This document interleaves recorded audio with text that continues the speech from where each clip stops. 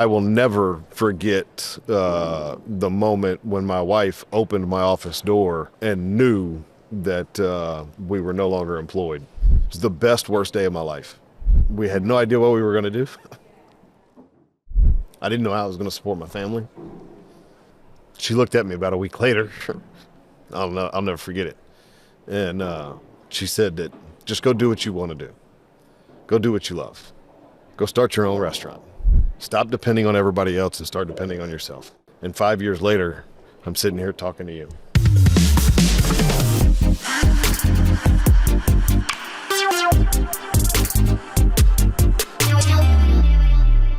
We are live here in Nashville at the Create Conference, and I'm honored to have none other than Charlie Eblen here with me. Now, Charlie, you're used to radio, so I want to introduce you to the camera. So this is going to be recorded live here.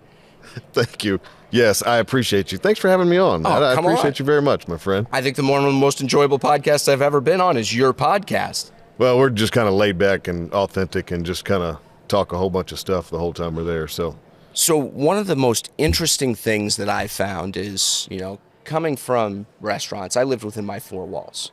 My idea of getting out and bringing in customers was taking food out to the local businesses and telling them, I'm Matt, come over and get a sandwich. Oh, yeah. I think of barbecue as just being the local heart and soul of the community. I mean, that's your slogan, right? Oh, yeah. Building community. Building community. And all of a sudden, you've got a podcast, yes, right? Sir. You're on ESPN Radio. Yes, sir.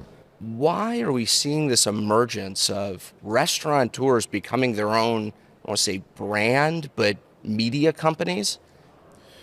We have a good friend by the name of Sean Walchef who always says that, the Field of Dreams movie was wrong. Kevin Costner was wrong.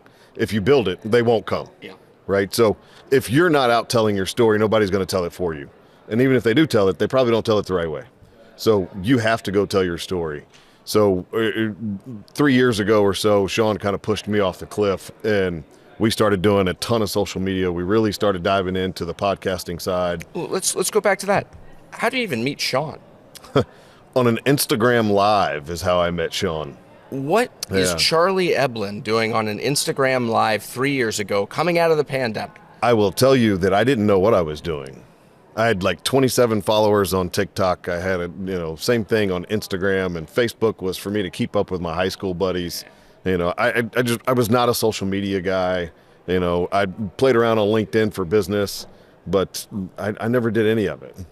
When the pandemic happened and I lost my job and started my own brand and my own company, I wanted to make a difference. I wanted to be able to impact the community in a meaningful way.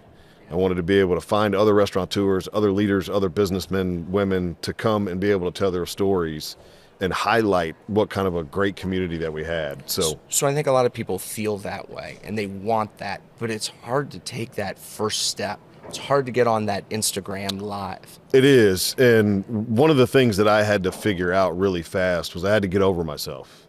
And one of the best lessons I learned was people love authenticity. They love you for you.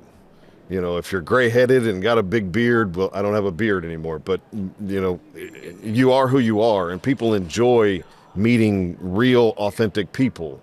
So I found in a very quick amount of time that just getting on camera and talking to myself, at least that's what it felt like, was what people enjoyed seeing. They loved hearing the story because it was true. It was me. It was authentic. It wasn't some rehearsed thing, right? I told you the other day, right? I'm doing a pitch later on today, and I haven't rehearsed anything. I tried, and it was awful. I was stuttering over myself. I hated it. It was just garbage. Wasn't real. So, no. And I couldn't tell you my pitch is in less than an hour or so, and I have no idea what I'm going to say. Well, that's the other one that's so interesting is you used to have to be in the room to give the pitch. Today, you're giving your pitch to the world. Yeah. It's absolutely amazing. We started our show. It has steadily grown. We partner with Toast, our primary technology partner of our restaurant and our podcast, an amazing company that does amazing work and supports us fully. Because of that, we've continuously grown our show. We're now on ESPN Network. ESPN Radio. Next year, we're probably going to double the amount of time we're on the radio. So we're over 1 million impressions every month of how many people hear and see our voices, right? So That's insane. It's absolutely amazing. I'm blessed beyond belief to be able to do what I love and be able to tell stories for a living. So let me get this straight. 3 years ago, you had 26 followers on Instagram. Yeah. You do a live reel, and you wake up 3 years later, you've got a show sponsored by the leading POS. You're on ESPN Radio, and you're here Surreal. Create, pitching. Yeah, what are you pitching, by the way? So we want to grow the brand. So I want to build a flagship standalone restaurant. 2 more locations that are currently just like I have right now, smaller retail locations, a couple of food trucks. The more we have, the more revenue we do, the larger impact we can make in people's lives. We just got done doing a big barbecue fundraiser for a 9-year-old little boy that has a brain tumor, Mason Asher. We sent him to Disney World. He got to build a lightsaber. And Matt, I will tell you, there's not enough money in this world for me to tell you the feeling that I got when we told that little boy that he was going to Disney World.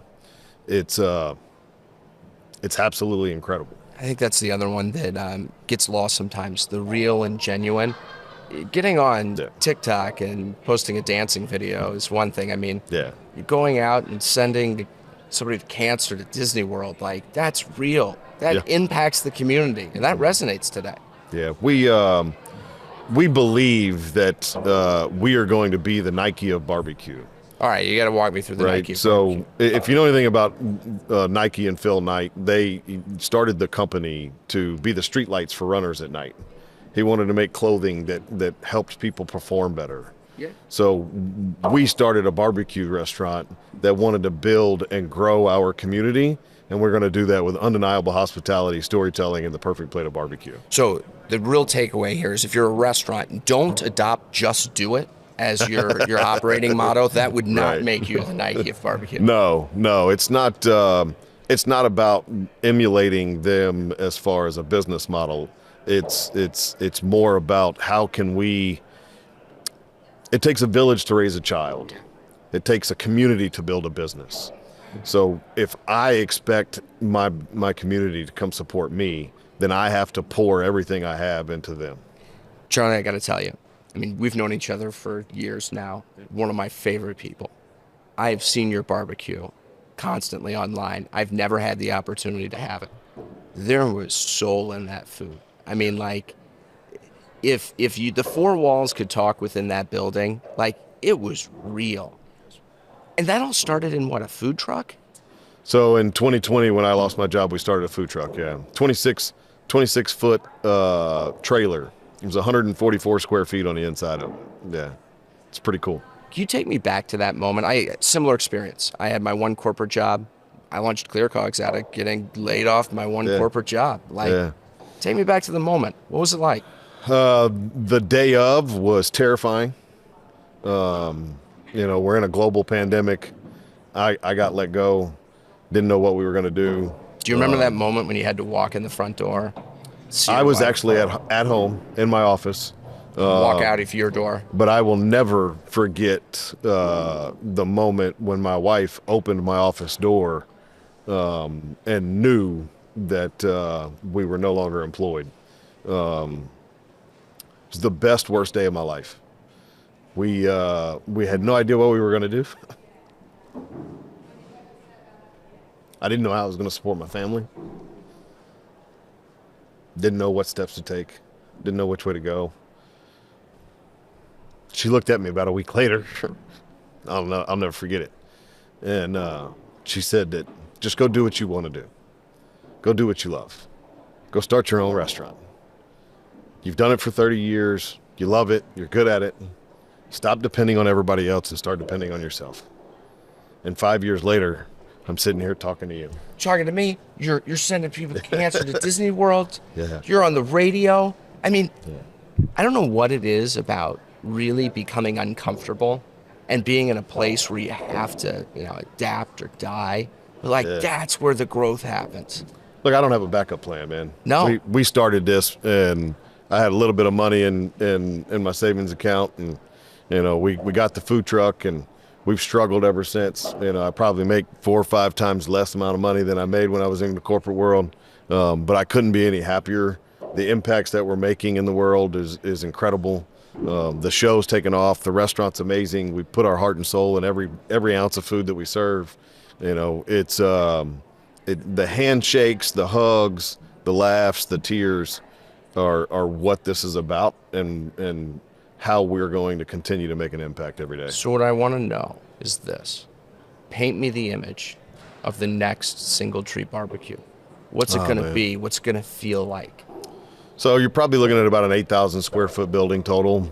Ambitious. Yes, sir. So about half of that is going to be a patio, large stage, massive 200, 300-inch TV behind the stage, so you can have more of an event center. Attached to that will be a huge smokehouse, probably about 1,000 square feet, 1,200 square foot smokehouse. I can only imagine your smokehouse is going to get some love. It'll be the heart take and care soul of the piss master.